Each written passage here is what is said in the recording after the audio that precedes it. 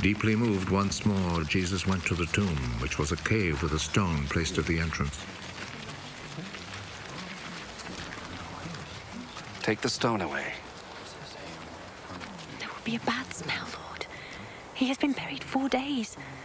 Didn't I tell you that you would see God's glory if you believed?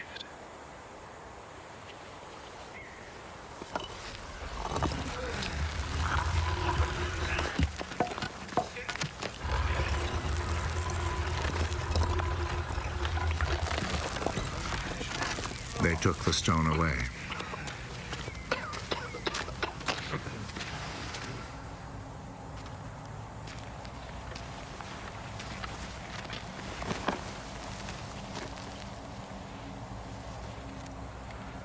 Jesus looked up. I thank you, Father, that you listen to me.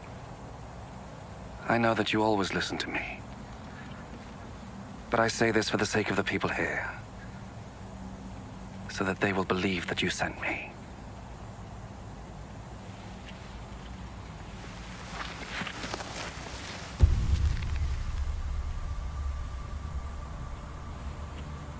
After he had said this, he called out in a loud voice, Lazarus! Come out!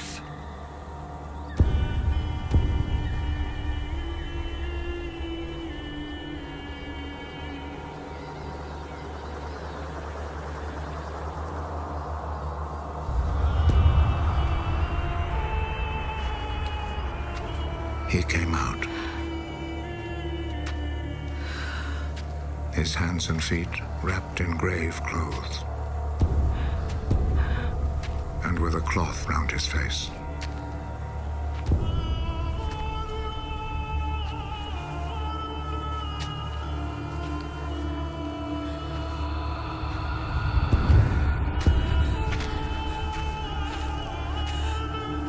Untie him and let him go.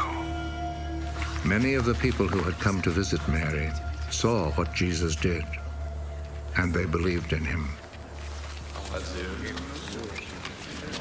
But some of them returned to the Pharisees and told them what Jesus had done.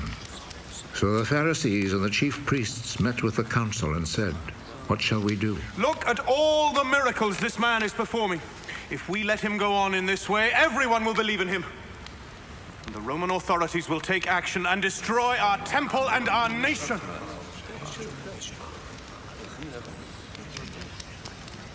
One of them, named Caiaphas, who was high priest that year, said, What fools you are! Don't you realize that it is better for you to have let one man die for the people instead of having the whole nation destroyed? Actually, he did not say this of his own accord. Rather, as he was high priest that year, he was prophesying that Jesus was going to die for the Jewish people, and not only for them, but also to bring together into one body all the scattered people of God. From that day on, the Jewish authorities made plans to kill Jesus. So Jesus did not travel openly in Judea, but left and went to a place near the desert, to a town named Ephraim, where he stayed with his disciples. The time for the Passover festival was near, and many people went up from the country to Jerusalem to perform the ritual of purification before the festival. They were looking for Jesus, and as they gathered in the temple, they asked one another, "What do you think? Surely he will not come to the festival, will he?" The chief priests and the Pharisees had given orders that if anyone knew where Jesus was, he must report it, so that they could arrest him.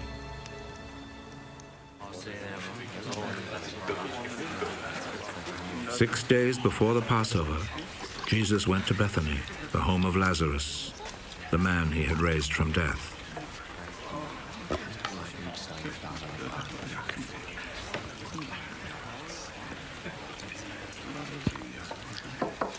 They prepared a dinner for him there, which Martha helped serve.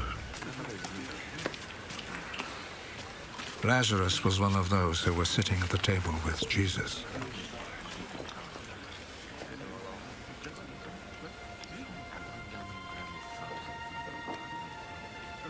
Then Mary took a whole pint of a very expensive perfume made of pure nard, poured it on Jesus' feet, and wiped them with her hair. The sweet smell of the perfume filled the whole house. One of Jesus' disciples, Judas Iscariot, the one who was going to betray him, said, Why wasn't this perfume sold for 300 silver coins? And the money given to the poor. He said this not because he cared about the poor, but because he was a thief. He carried the money bag and would help himself from it. Leave her alone. Let her keep what she has for the day of my burial. You will always have poor people with you. But you will not always have me.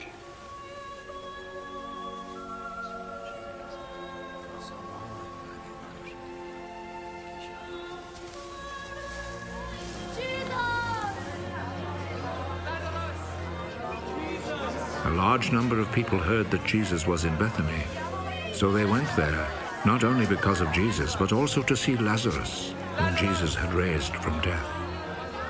So the chief priests made plans to kill Lazarus too, because on his account many Jews were rejecting them and believing in Jesus.